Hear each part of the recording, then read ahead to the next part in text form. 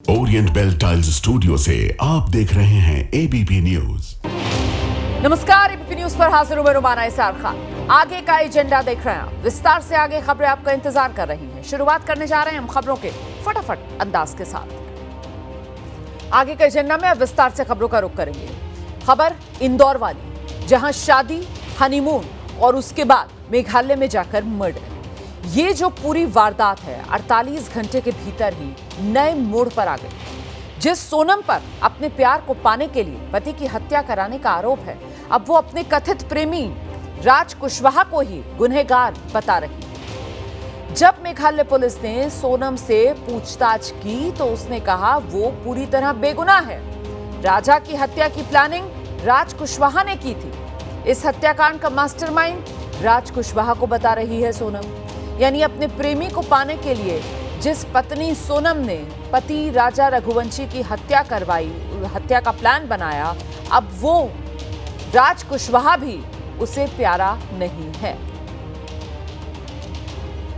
और वहीं दूसरी तरफ राज समेत जो पांचों आरोपी हैं, मेघालय पुलिस अलग अलग पूछताछ सबसे कर चुकी है।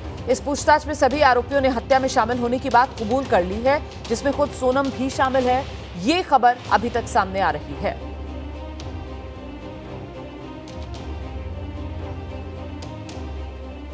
तो आइए अब पहले जरा बात कर लेते हैं 48 घंटे में सोनम का प्यार तकरार में बदलने वाली खबर पर। सोनम और राज कुशवाहा से लगातार पुलिस की पूछताछ जारी है। हत्या किसने की, साजिश किसने रची, कौन मास्टरमाइंड है, इसे लेकर राज कुशवाहा और सोनम रघुवंशी दोनों अब एक दूसरे पर आरोप लगा रहे हैं। सोनम ने कहा है राज ने हत्या की प्लानिंग की। सोनम दावा कर रही है राज कुशवाहा ही हत्या का मास्टरमाइंड है। और वहीं दूसरी तरफ राज कुशवाहा है। राज कुशवाहा ने पुलिस की पूछताछ में कहा मास्टरमाइंड तो सोनम है। राज कुशवाहा दावा कर रहा है हत्या की प्लानिंग तो सोनम ने की थी। राज कुशवाहा तो यह भी कह रहा है कि वो तो मेघालय गया भी नहीं था। सोनम का फोन वो अभी तक हम लोग को नहीं मिला है। जो मास्टरमाइंड का बात है वो अभी तक एक दूसरे को वो लोग ब्लेम कर रहे हैं कि जैसा सोनम बोल रहा है कि राज मास्टरमाइंड है, राज बोल रहा है कि सोनम मास्टरमाइंड है। और जो जानकारी मिल रही है उसके मुताबिक सोनम के मंगलसूत्र से मर्डर का पूरा राज खुल गया। ये हुआ कैसे, ये बताते हैं आपको। दरअसल 22 मई को सोनम और राजा रघुवंशी होम स्टे में ठहरे हुए थे। सुबह 5:30 बजे दोनों ने वहां से चेकआउट किया। सोनम ने अपना बैग उसी होम स्टे में छोड़ दिया था। पुलिस को तलाशी में बैग में मंगलसूत्र मिला, अंगूठी मिली। अब पुलिस का दावा है कि सोनम ने मंगलसूत्र जो है वो जानबूझकर छोड़ा। लूट वाली थियरी को साबित करने के लिए मंगलसूत्र जो है वो बैग में ही छोड़ दिया गया था। ये पुलिस की तरफ से दावा किया जा रहा है।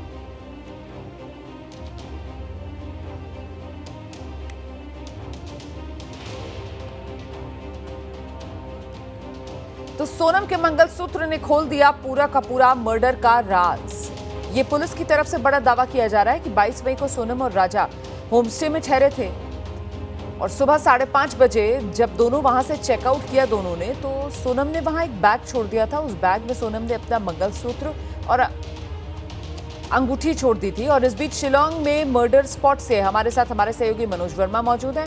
भोपाल में जो राज कुशवाहा है उसके घर से अंबुज पांडे हमारे साथ मौजूद हैं।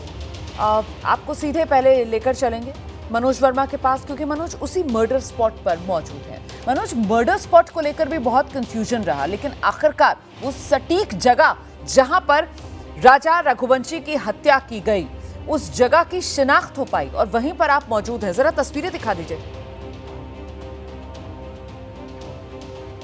जी बिल्कुल, देखिए रोमाना, मैं इस वक्त उस जगह पर मौजूद हूँ, उस पार्किंग में मौजूद हूँ जहाँ पर सोनम राज को करके आई थी और तीनों कातिल भी मौजूद थे। तस्वीरें आप देख सकते हैं, बिल्कुल बेहद सुनसान इलाका है। यहाँ पर एक फॉल है और यहाँ पर टूरिस्ट पहले आते थे, लेकिन 2 साल से क्योंकि यहाँ पर एक विवाद चल रहा है, इस वजह से टूरिस्ट अब यहाँ पर नहीं आ रहे हैं। तो इसका मतलब साफ है कि सोनम को और कातिलों को पहले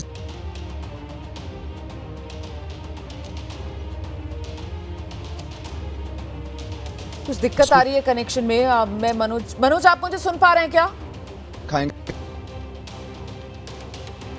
जी मैं आपको सुन पा रहा हूँ, लेकिन ये वो जगह है जहां पर हत्या की गई है। यही वो स्पॉट है जिस जगह पर हत्या हुई है। आगे हम बात करने की कोशिश एक बार फिर से करेंगे अपने सहयोगियों से। देखिए, पुलिस खुलासा कर रही है, शादी के बाद सोनम ने राजा को कामाख्या मंदिर चलने के बहाने ही शिलोंग जाने के लिए बाद में राजी किया। एबीपी न्यूज के पास राजा रघुवंशी की कामाख्या मंदिर में दर्शन करने वाली एक्सक्लूसिव तस्वीर भी अब आ गई है। राजा रघुवंशी ने अपने सोशल मीडिया अकाउंट पर यह तस्वीर साझा की थी, जिसमें राजा अकेला दिखाई दे रहा है। लेकिन यहां सवाल यही कि राजा रघुवंशी तस्वीर में अकेला ही क्यों दिखाई दे रहा है। हत्या से पहले राजा रघुवंशी की फोटो भी सामने आई है, वो भी हम आपको दिखा रहे हैं। ये जो आप तस्वीर देख रहे हैं, हत्या से पहले वाली राजा रघुवंशी की तस्वीर आपके सामने। सीधे आपको लेकर चलेंगे, हमारे साथ हमारे सहयोगी अंबुज उस वक्त मौजूद हैं। अंबुज, तस्वीरें अब धीरे धीरे कर सामने आ रही है। राजा रघुवंशी के जो सोशल मीडिया अकाउंट है उसी पर साझा की गई थी। इसको लेकर कुछ जानकारी मिल रही है कि ये जो तस्वीरें राजा रघुवंशी के सोशल मीडिया अकाउंट पर साझा की गई, ये राजा ने की या फिर सोनम ने चालाकी से बाद में राजा का जो अकाउंट है उसको एक्टिव किया और उससे इस पूरे के पूरी वारदात पर पर्दा डालने के लिए राजा की तस्वीरें उसके अकाउंट पर साझा की। क्या अपडेट मिल रहा है अंबुज? जी रोमाना, देखिए, इस बात को लेकर के अभी ये तस्वीर साफ नहीं हो पाई है कि क्या सोनम ने एक प्लानिंग के तहत राजा की तस्वीरें उसके सोशल मीडिया अकाउंट में पोस्ट की थी या राजा ने खुद ही अपनी तस्वीरें पोस्ट की थी। लेकिन एक सवाल ज़रूर है कि राजा के सोशल मीडिया अकाउंट में जो अब तक तस्वीरें हैं उसकी शादी के बाद की, वो ज़्यादातर तस्वीरें चाहे कामाख्या मंदिर की हों, चाहे एक हिल स्टेशन में खड़ा हुआ राजा दिख रहा है एक तस्वीर में, वो हो, राजा अकेला दिख रहा है। तो ये तस्वीरें भी अपने आप में सवाल खड़ा करती हैं कि आखिर क्या ये वजह थी कि राजा अपनी तस्वीरें अकेले शेयर कर रहा था, सोलो फ़ोटोज़ अपनी शेयर कर रहा था। आम तौर पर जब नवविवाहित जोड़ा कहीं घूमने जाता है तो जोड़ी के साथ में फ़ोटो शेयर करता है, लेकिन यहाँ पर जो सोशल मीडिया से पता चल रहा है, जो सोशल मीडिया खंगालने पर और जो फ़ोटोज़ निकल कर के सामने आ रही हैं, उसमें ये दिख रहा है कि राजा ने अपनी अकेले फ़ोटो शेयर की हैं। तो कहीं ये कोई परिवार की तरफ से कुछ बताया जा रहा है? सोनम राजा परिवार कोई राय रख रहा है इस बात पर कि भाई नया नवेला जोड़ा है, हनीमून पर गया हुआ है और शादी के बाद हनीमून की जो तस्वीरें साझा की जा रही हैं, उन हनीमून की तस्वीरों में पत्नी किसी तस्वीर में नजर ही नहीं आ रही है। हर तस्वीर में राजा रघुवंशी जो है वो अकेला ही नजर आ रहा है। ये वो तस्वीर है, ये वो पहाड़ वाली तस्वीर है जिसका अभी जिक्र अंबुज कर रहे थे। जी अंबुज, परिवार इस पर अपना कुछ नजरिया रख रहा है क्या राजा रघुवंशी का? तो देखिए रोमाना, बिल्कुल परिवार जो है वो तो अब पूरी तरीके से सोनम पर शक कर रहा है। कल परिवार से जब हमने बात की थी, सोनम की माँ, राजा की माँ ने ये कहा था कि अब उसको सोनम पर बिल्कुल भी एतबार नहीं है, बिल्कुल भी विश्वास नहीं है, उसने उसको परिवार को ख़त्म कर दिया। आपको याद होगा रोमाना, एक ऑडियो बहुत वायरल हुआ था जिसमें सास बहू की बहुत अच्छी बातचीत नज़र आई थी, जिसमें सोनम जिक्र कर रही थी कि उसका व्रत था, कैसे वो वहाँ जा रहे हैं। आपको याद होगा कि उसमें भी ये जिक्र किया था उनकी माँ ने कि आप लोग फ़ोटो वगैरह क्यों नहीं भेज रहे हो, वीडियो क्यों नहीं डाल रहे हो। तो इन्होंने एक नेटवर्क का बहाना बनाया था। उन्होंने कहा था कि आकर के फ़ोटो दिखाएंगे, कैसे पहाड़ हैं, कैसे वीडियो हैं, कहाँ गए थे हम दोनों, सब दिखाएंगे, सब बताएंगे। वो वीडियो अभी हम नहीं वो कर पा रहे हैं, नहीं दिखा पा रहे हैं, नेटवर्क नहीं है, तमाम बहाने। तो बहाने तो शुरुआत से ही रहे हैं, अब इसमें धीरे धीरे गुत्थियाँ सुलझ रही हैं।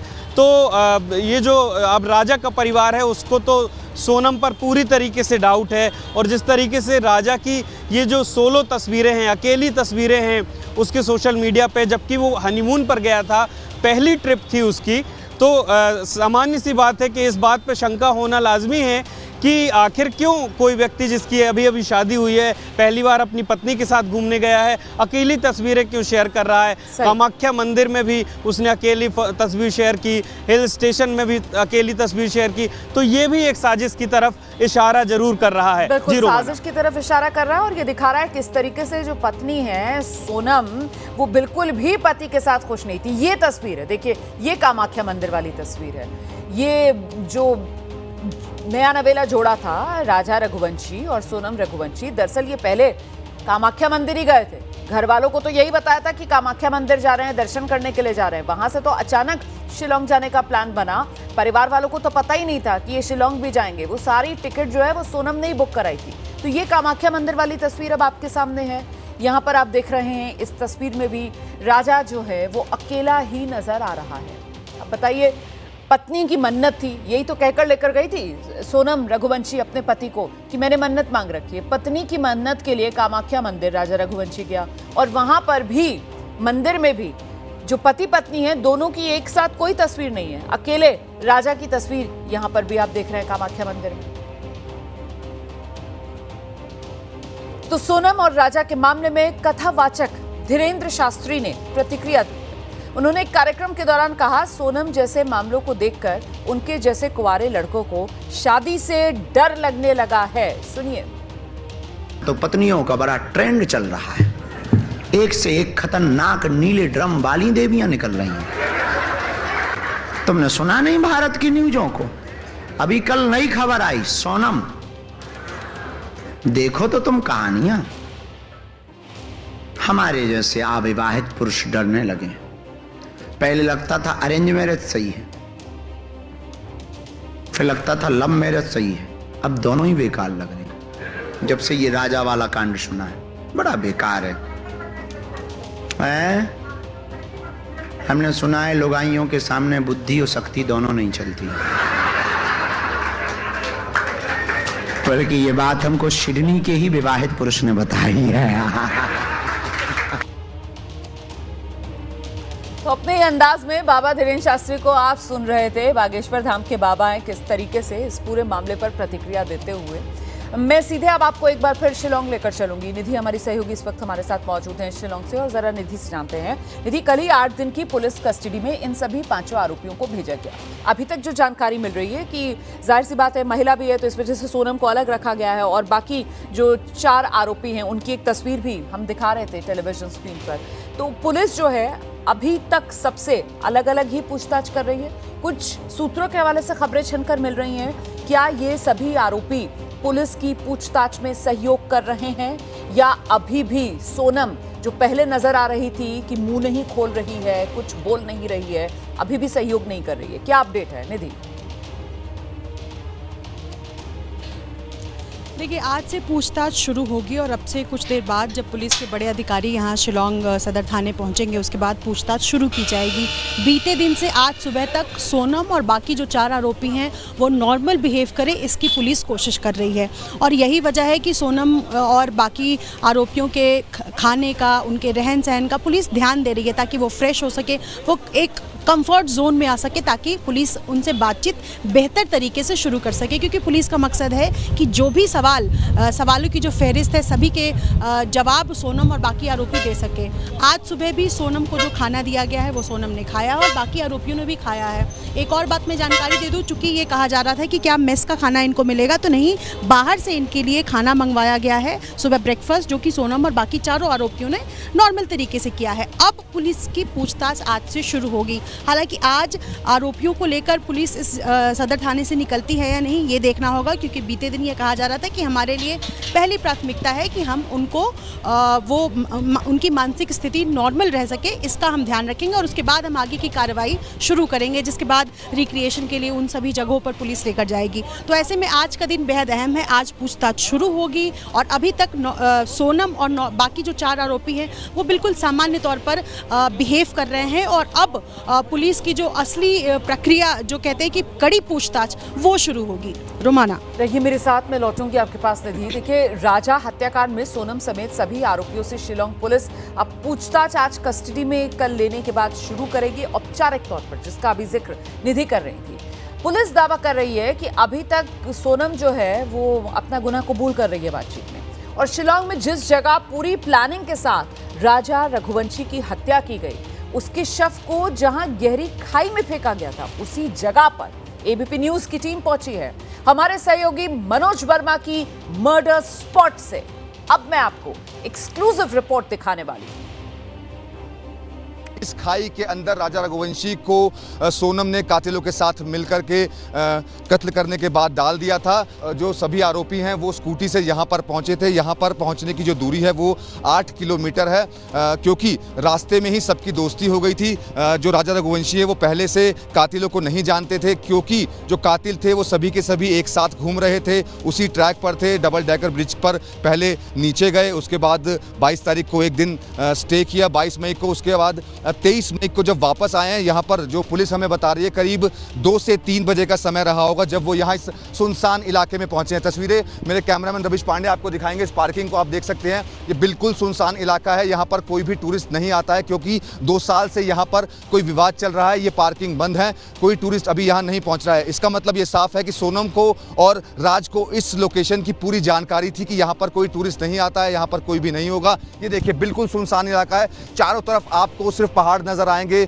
और दोनों तरफ खाई नजर आएगी। इसके अलावा कोई शख्स यहाँ पर मौजूद नहीं है। इसका मतलब ये जानकारी पहले से सोनम को थी कि यहाँ पर कोई नहीं है और इस वजह से इस स्पॉट को मर्डर के लिए चुना गया। जो जानकारी मिल रही है कि आगे की तरफ यहाँ सीढ़ियों से हम आपको आगे दिखाना चाहेंगे। मेरे कैमरामैन रविश पांडे जो हैं यहाँ तस्वीरें आपको आगे की तरफ दिखाएंगे, क्योंकि बहुत घनी गहरी ये खाई है, कई हज़ार फीट नीचे है। यहाँ से रास्ता अब आगे की तरफ जाता है। कैमरामैन रविश पांडे आपको पूरा जो ये ट्रैक है वो दिखाएंगे और यहाँ से आगे अब वो तस्वीरें खिंचवाने के बहाने सोनम जो है राजा रघुवंशी को लेकर के जाती है। ये देखिए तस्वीरें आप देख सकते हैं, बिल्कुल बेहद सुनसान इलाका, दूर दूर तक यहाँ पर कोई आपको नज़र नहीं आएगा। और ये देखिए, सिर्फ जब लोगों को ये मालूम चला है कि जो कत्ल की वारदात थी वो इस जगह पर अंजाम दी गई थी, उसके बाद कुछ जो लोग हैं वो अब यहाँ पर पहुँचना शुरू हुए हैं। और इसी गहरी खाई के अंदर जो राजा की जो लाश थी वो मिली थी।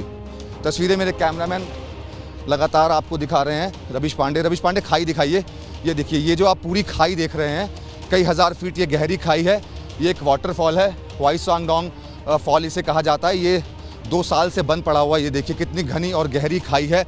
नीचे जो राजा रघुवंशी की लाश थी वो यहाँ पर मिली थी। लगातार कई दिन तक सर्च ऑपरेशन पुलिस की तरफ से चलाया गया था, ड्रोन का भी इस्तेमाल पुलिस की तरफ से किया गया था। और उसके बाद 2 जून को जो लाश थी वो यहाँ पर राजा रघुवंशी की मिली थी और यहीं पर जो है कत्ल की इस वारदात को अंजाम दिया गया था। पहले राजा के सर पर वार किया गया और उसको मौत के घाट उतारने के बाद यहाँ सोनम ने सभी कातिलों के साथ मिलकर राजा की लाश को नीचे फेंक दिया। पुलिस से हमारी बातचीत हुई है। पुलिस का साफ तौर पर यह कहना है कि इन्वेस्टिगेशन इस बेस पर भी पुलिस की चल रही है कि क्या सोनम को इस बात के बारे में पूरी जानकारी थी कि कहां पर कत्ल की वारदात को अंजाम देना है। जिस तरीके से लोकेशन है, यहां पर दूर दूर तक कोई भी शख्स नज़र नहीं आ रहा है, यानी कि वारदात वाले दिन सिर्फ वही लोग मौजूद थे यहाँ पर, सोनम, राजा रघुवंशी, इसके अलावा 3 कातिल। तीनों के 3 जो कातिल थे वो 2 स्कूटी से आए थे और सोनम और राजा अलग स्कूटी से आए थे। और यहीं कहीं इसी जगह पर कत्ल की वारदात को अंजाम देने के बाद कातिलों ने सोनम के साथ मिलकर के राजा रघुवंशी की लाश को यहाँ नीचे खाई में फेंक दिया। तो पुलिस अब ये भी पता करने की कोशिश कर रही है। पूछताछ में अब ये भी सामने निकल करके आएगा कि किस तरीके से कितने दिन पहले ये प्लानिंग कर ली गई थी। क्या सोनम या फिर कातिलों में से कोई भी ऐसा शख्स क्या पहले यहाँ पर आ चुका था, इस बात की पूरी जानकारी थी। और ऊपर ट्रैकिंग करने के बाद, यानी कि जब वो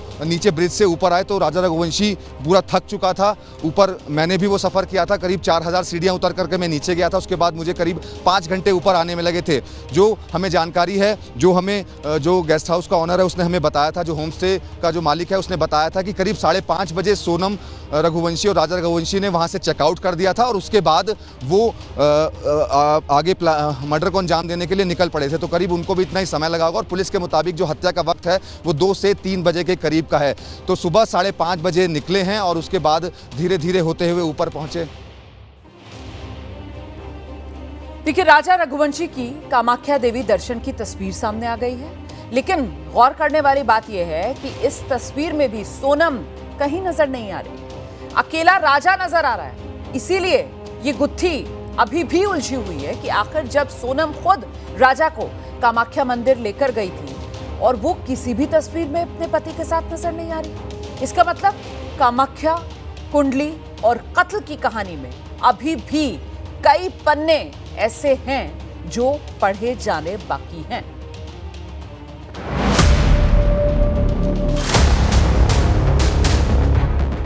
भी कर सकती है कि सोनम कुछ भी कर सकती है। अब तो मेरे को उस पे से यकीन पूरा हट गया, क्योंकि उसने मेरे बच्चे को मरवाया, इतने बार करवाया। कैसी औरत थी वो, हमारे घर में कैसा काल बन के आई थी।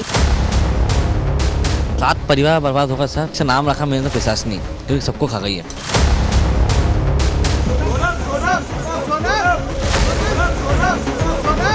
मंगली चक्कर भी थी कि एक को मरवा दोगे तो मेरे को भी दोस्त हट जाएगा, तो मेरा जो प्रेम उससे शादी कर लूँगी। पॉइंट पे पॉइंट बात वाली। राज सिर्फ हमारे यहाँ एक एम्प्लॉई था, वो परमानेंटली हमेशा 24 घंटे सिर्फ दीदी दीदी बोलता था। दूसरा राखी बांधते थे ये 3 साल से, और मेरे खुद घर में हम दोनों साथ में बैठ के राखी बंधवाई है। उसने अपना जुर्म कबूल लिया है कि हाँ वो इस पूरे कत्ल में शामिल थी। तो हाँ उसने कबूल किया है ये सब में, वो ये कंस्पिरेसी में तो वो साजिश है।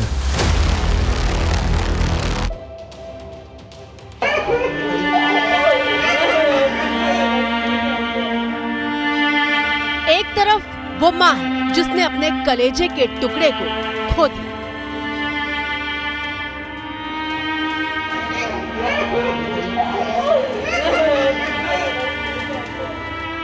और दूसरी तरफ वो भाई है जिसकी बहन पर इस माँ के बेटे की हत्या का आरोप लगा है।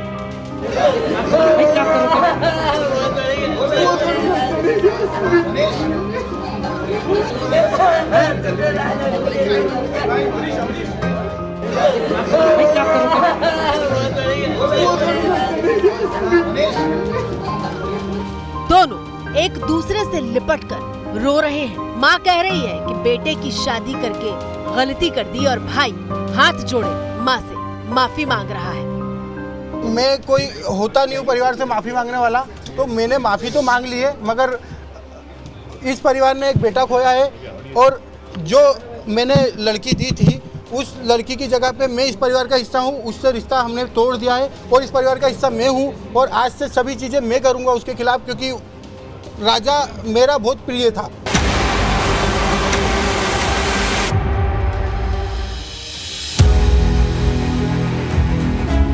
दोनों परिवारों पर दुखों का पहाड़ टूट पड़ा है। मेहंदी से लेकर संगीत तक की रस्में धूमधाम से की गई थी। सोनम और राजा की शादी में सारे शौक पूरे किए गए थे, लेकिन परिवार नहीं जानता था कि सोनम सब कुछ उजाड़ने की प्लानिंग कर चुकी है।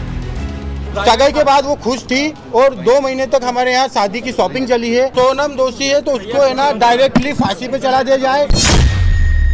सोनम दोषी है तो उसको है ना डायरेक्टली फांसी पे चला दिया जाए। आसान नहीं होता जिस बहन को बड़े अरमानों के साथ दुल्हन बनाकर घर से विदा किया हो, उसी के लिए एक भाई मौत मांग रहा हो। अगर पुलिस ने बयान दिया है और सोनम ने कबूल कर लिया है, तो इसके पहले मैं आपसे बोल चुका हूं कि सोनम गुनहगार है। सोनम को हम बाइकआउट तो कर रहे हैं, मगर मेघालय हम जाएंगे, राजा की तरफ से लड़ने जाएंगे। सोनम और राज कुशवाहा एक दूसरे से प्यार करते थे, और दोनों की ये पहली तस्वीर सामने आई है जिसमें वो हंसते हुए दिखाई दे रहे हैं। हम कभी नहीं सुना, नहीं हम कभी नहीं सुन। जब कभी वो फोन लगाती थी बस ये बोलती थी कि वो गाड़ी आ गई है, उसमें ये भरवाना है, वो भरवाना है, और जल्दी आया करो, बस वो ऐसे बोलती थी। राज कुशवाहा 2 साल से सोनम के पिता की फैक्ट्री में काम कर रहा था और मैनेजमेंट की जिम्मेदारी संभालता था। उन दोनों का कुछ रिलेशन था ये? हमें कुछ नहीं मालूम, भगवान किसकी कसम का है, कौन दे देवता जो सत्य का जो मानते करते हो हमको वहाँ लेकर के चाहा दे, हम उनकी कसम खा के बोलेंगे कि हम कभी ऐसा नहीं सुना, हमारा बच्चा कभी ऐसा नहीं करा। सोनम का परिवार और राज का परिवार दोनों दावा कर रहे हैं कि सोनम और राज कुशवाहा के बीच प्रेम संबंध जैसी कोई बात नहीं थी। वो परमानेंटली हमेशा 24 घंटे सिर्फ दीदी दीदी बोलता था, और दूसरा राखी बांधते थे ये 3 साल से, और मेरे खुद घर में हम दोनों साथ में बैठ के राखी बंधवाई है।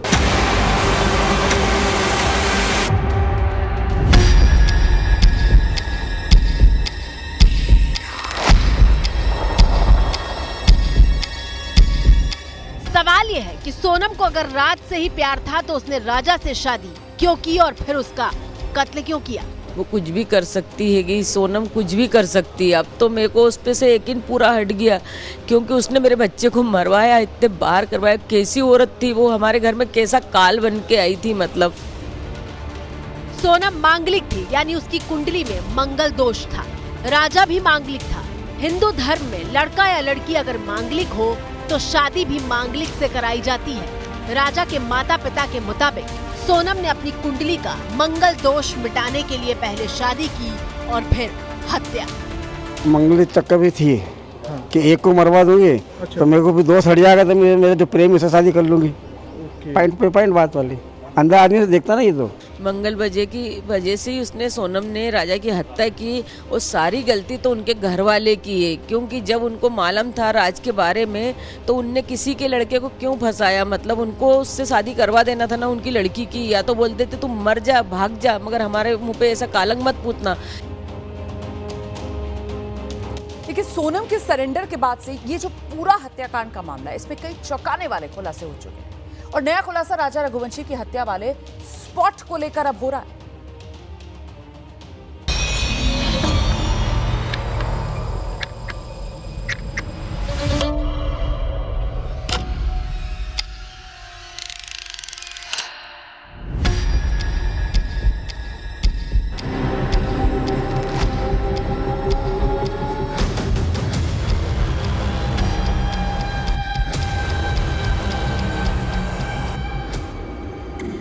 मंगलवार को एबीपी न्यूज पर हमने आपको राजा रघुवंशी हत्याकांड की सबसे बड़ी इन्वेस्टिगेशन दिखाई थी। पहली बार एबीपी न्यूज 4000 सीढ़ियां उतरकर बेहद मुश्किल रास्ते से होते हुए मेघालय के उस सोहरा इलाके में पहुंचा था जहां लिविंग रूट ब्रिज का रास्ता है। इस वक्त मैं जहां पर मौजूद हूं, ये डबल डेकर ब्रिज पर जाने का एकदम सुनसान रास्ता है और अब यहां पर चलने के बाद ये समझ में आ रहा है कि आखिरकार सोनम ने अपने पति राजा रघुवंशी को मौत के घाट उतारने के लिए इस रास्ते को क्यों चुना, क्योंकि यहां पर कोई भी मौजूद इस वक्त नहीं है और उस दिन भी यहां पर ज्यादा लोग मौजूद नहीं थे। कत्ल कहीं पर भी किया जा सकता है, हो सकता है कि सोनम को मौका ना मिला हो और जो कातिल साथ में घूम रहे थे उनको भी मौका ना मिला हो, क्योंकि एक गाइड सामने आया था जिसने साफ तौर पर यह बताया था कि उसने इस रास्ते पर जाते हुए सोनम को, राजा रघुवंशी को और 3 लोगों को बातें करते हुए देखा था। एबीपी न्यूज संवाददाता मनोज वर्मा ने हमें वो होम स्टे भी दिखाया था जहां 22 मई की रात सोनम और राजा रुके हुए थे। सुनिए उस होम स्टे के मालिक ने हमें क्या बताया था। Sonam Rukhavanshi and then Roja Karabachi, and then for that 22 they come here, and then for one guy drop here one guy, and then they see room and then check room and then okay. कितना amount पे किया उन्होंने room का? Room 1000 rupees. कि 23 तारीख को सुबह 5:30 बजे दोनों उठते हैं और दोनों उठने के बाद जो यहाँ के ऑनर हैं उनको जगाते हैं और कहते हैं कि हमें चेकआउट करना है। और जब ये उनसे पूछते हैं कि आपके साथ गाइड भी आया था और गाइड क्यों नहीं है, तो उन्होंने मना किया कि हमें अब रास्ते के बारे में पता है। तो कहीं ना कहीं ये भी एक साजिश का हिस्सा नजर आता है कि सोनम और जो राजा रघुवंशी हैं वो अपने साथ गाइड को लेकर चले थे, लेकिन वापसी में उनके लिए कोई गाइड नहीं था। 23 मई की सुबह 5:30 बजे सोनम ने इस होम स्टे से चेकआउट का प्लान बनाया।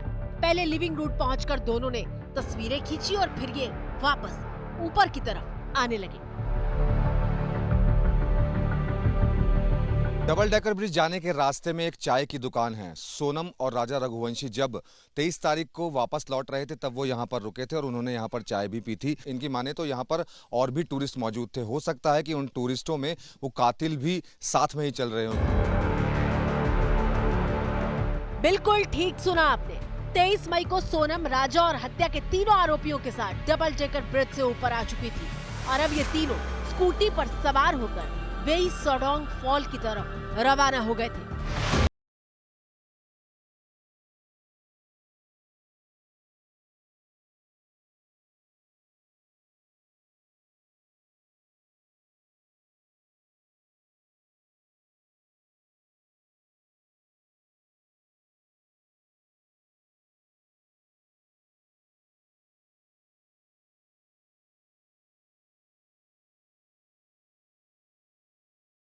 तो हम लोग मिला है, मतलब ये लोग एक साथ नौगरियात से जो डबल डेकर ब्रिज है नीचे से ऊपर आ गया और वहाँ से वेसाउडोंग वाला फॉल्स है जिसमें वो सब 3 बाइक्स चला गया वहाँ में, 3 स्कूटीज चला गया वहाँ में एंड वहाँ में ये कांड हुआ था। इस वाटरफॉल तक पहुँचने का रास्ता भी बेहद मुश्किल है। घनी झाड़ियों और जंगल वाले रास्ते से होते हुए करीब 20 मिनट तक का सफर तय करना होता है। काफी दूर तक तो सीढ़ियां तक नहीं है। स्थानीय लोगों ने ऐसी लकड़ियों को जोड़कर सीढ़ी नुमा रास्ता तैयार किया है। शिलोंग के एसपी ने हमें बताया कि इसी वाटरफॉल के पास एक ड्रॉप है, यानी एक गहरी खाई है जहां से राजा रघुवंशी को मारकर नीचे फेंक दिया गया था।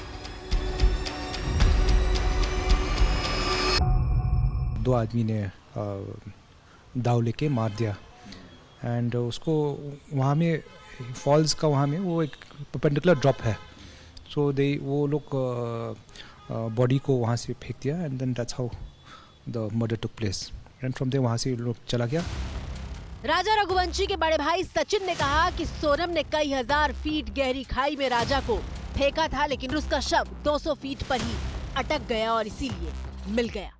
जिस तरह से इसने राजा को जहाँ फेंका था वो खाई थी 10,000 फीट और राजा की किस्मत से 2000 फीट पे आके अटक गया, 200 फीट पे आके अटक गया। 1500 फीट थी वो आया 200 फीट पे आके अटक गया। नहीं तो वो जिस जगह उसको फेंकते वहाँ से बॉडी 2-3 दिन में ही सब डैमेज होती, क्योंकि वहाँ जंगली जानवर बहुत सारे थे, तो प्लानिंग तो बहुत तगड़ी थी इनकी, तो वहाँ से ये इंडिया छोड़ के भाग जाती। और इस वक्त महाराष्ट्र से खबर आ रही है जहां मीठी नदी घोटाले के मामले में आज फिर ईडी दफ्तर अभिनेता दीनू मौर्य को बुलाया गया है। मीठी नदी घोटाले में ईडी ने पूछताछ के लिए दीनू मौर्य को बुलाया है। तस्वीरें भी आप देख रहे हैं, ईडी ऑफिस पहुंचे हैं अभिनेता दीनू मौर्य। अभिनेता दीनू मौर्य और उनके भाई, जिन पर मीठी नदी की सफाई के दौरान अनियमितताओं को लेकर ये घोटाले वाले आरोप हैं, जिस पर ये सवाल जवाब ईडी की तरफ से चल रहे हैं। कटघरे में इस वक्त दीनू मौर्य नजर आ रहे हैं और उनसे लगातार सवाल जवाब ईडी कर रही है। हम सीधे आपको लेकर चलेंगे, हमारे साथ हमारे सहयोगी सूरज ओझा इस वक्त मौजूद है। सूरज, इस मामले में पहले भी दीनू मौर्य से भी सवाल जवाब हो चुके हैं और उनके ठिकानों पर भी ईडी की टीम पहुंच चुकी है, उनके भाई से भी पूछताछ की जा चुकी है। आज एक बार फिर ये पूछताछ हो रही है, क्या जानकारी मिल रही है? अभी लंबी चल सकती है ये पूछताछ या कुछ और डिटेल? सूरज। जी रोमाना, इससे पहले 2 बार दीनू मौर्य और उनके भाई से पूछताछ हो चुकी है, लेकिन वो मुंबई पुलिस की ईओडब्ल्यू ने की थी। ईडी के सामने पहली बार दीनू मौर्य अपने भाई के साथ पेश हुए हैं। मैं आपको दिखा दूं, ये कार्यालय आप देखिए ईडी का दफ्तर है और जो नीचे वाला जो ऑफिस आपको दिखाई दे रहा है, दीनू मौर्य कुछ समय पहले वहाँ पर गए हैं ऑफिसर्स के साथ, जहाँ पर उनसे और उनके भाई से पूछताछ की जाएगी। आपको बता दें कि मुंबई पुलिस की ईओडब्ल्यू ने मीठी नदी सफाई घोटाले मामले में एक केतन कदम नाम के शख्स को गिरफ्तार किया, जिसे कथित रूप से इस भ्रष्टाचार का मास्टरमाइंड बताया जाता है। केतन कदम और दीनू मौर्य लगभग 20 साल पुराने दोस्त हैं, दोनों में कई बार बातचीत होती है। और दीनू मौर्य को आखिर क्यों पूछताछ के लिए बुलाया गया, तो इसके पीछे की वजह यह है कि केतन कदम के अकाउंट से कुछ पैसे दीनू मौर्य के अकाउंट में गए और एजेंसी को शक है कि मीठी नदी सफाई में जो भ्रष्टाचार हुआ, केतन कदम जिसका कथित रूप से मास्टरमाइंड है, उसने जो पैसे दीनू मौर्य को भेजे वो प्रोसीड्स ऑफ क्राइम है और इसी वजह से उनसे पूछताछ की जाएगी। और आपको बता दें कि पूछताछ के पीछे की वजह और एक ऐसी है कि दीनू मौर्य के जो भाई हैं और केतन कदम की पत्नी है, वो यूबीओ रीट्स नाम की एक कंपनी है जिसे चलाते हैं, जो मुंबई में एक बग्गी चलती है और इसका अनावरण उस वक्त के तत्कालीन मुख्यमंत्री उद्धव ठाकरे ने किया था। और जो पैसे केतन कदम ने दीनू मौर्य को भेजे थे, वो पैसे उन्होंने उस कंपनी में निवेश किए थे।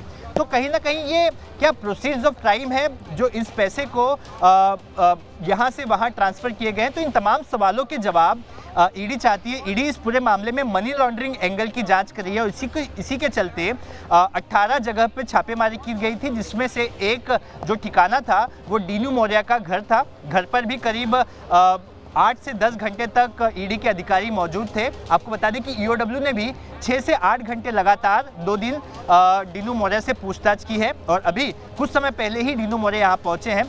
सवालों की जो फहरिस्त है वो काफ़ी लंबी चौड़ी है, तो जाहिर सी बात है कई घंटों का समय लग सकता है। बहुत शुक्रिया आपका इस तमाम जानकारी के लिए। नजर बनाकर रखिएगा, कोई और अपडेट होगा तो फौरन दर्शकों तक पहुंचाएंगे। तो ईडी दफ्तर पहली बार पहुंचे हैं डीनू मौर्य, पूछताछ के लिए ईडी ने बुलाया। इससे पहले इसी मामले में जो मुंबई पुलिस का ईओडब्ल्यू है, इकोनॉमिक ऑफेंस विंग, वो 2 बार डीनू मौर्य से पूछताछ कर चुकी। और आगे का एजेंडा में इस वक्त की बड़ी खबर मैं आपको बताने जा रही हूँ। महाराष्ट्र की सियासत से जुड़ी खबर है, अभी इसी वक्त जानकारी मिल रही है। महाराष्ट्र के मुख्यमंत्री देवेंद्र फडणवीस की मुलाकात हुई है एमएनएस प्रमुख राज ठाकरे से। स्थानीय निकाय चुनाव से पहले दोनों नेताओं की ये मुलाकात। सीधे आपको लेकर चलेंगे, हमारे साथ हमारे सहयोगी गणेश ठाकुर इस वक्त मौजूद हैं। गणेश, कहा तो चर्चा गर्म थी, दोनों ठाकरे बंधु एक साथ आ सकते हैं, और कहां उससे पहले ही मुख्यमंत्री देवेंद्र फडणवीस राज ठाकरे से मुलाकात कर रहे हैं। महाराष्ट्र की सियासत में क्या पक रहा है?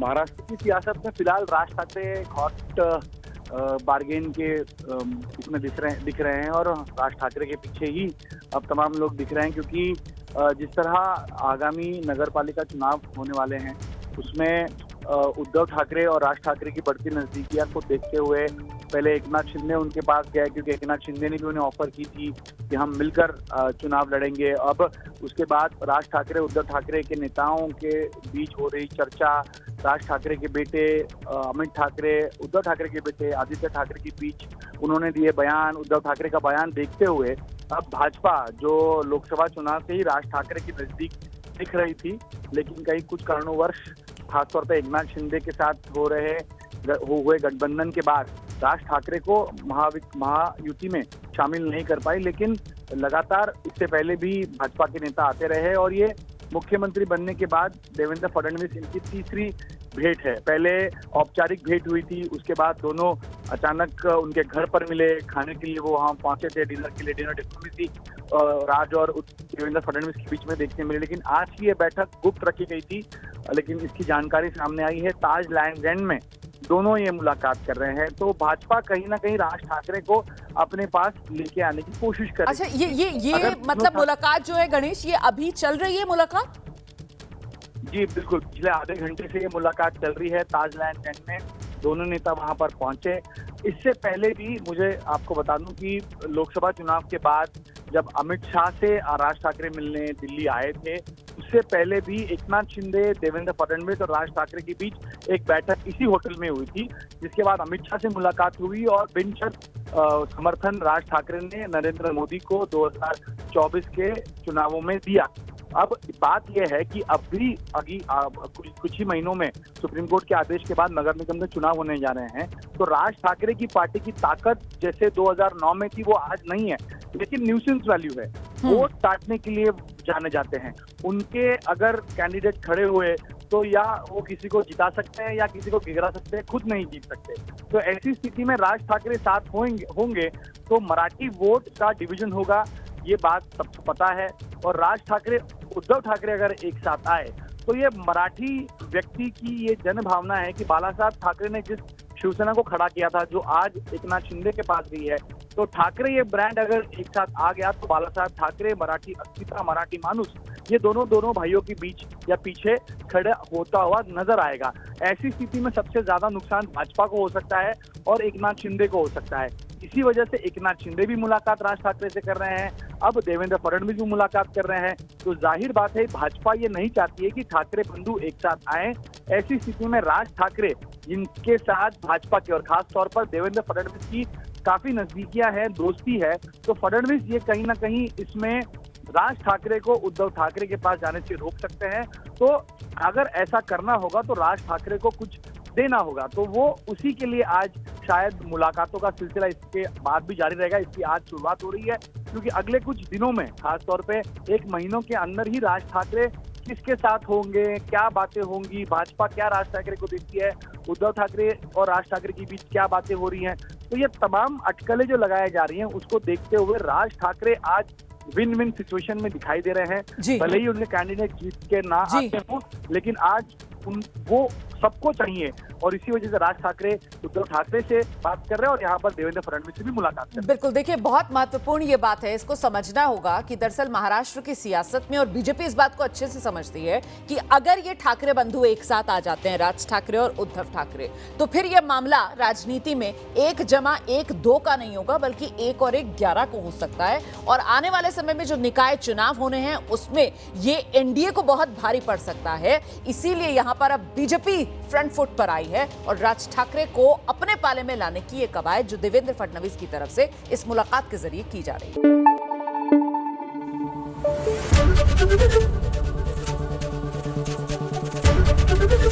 एबीपी न्यूज आपको रखे आगे।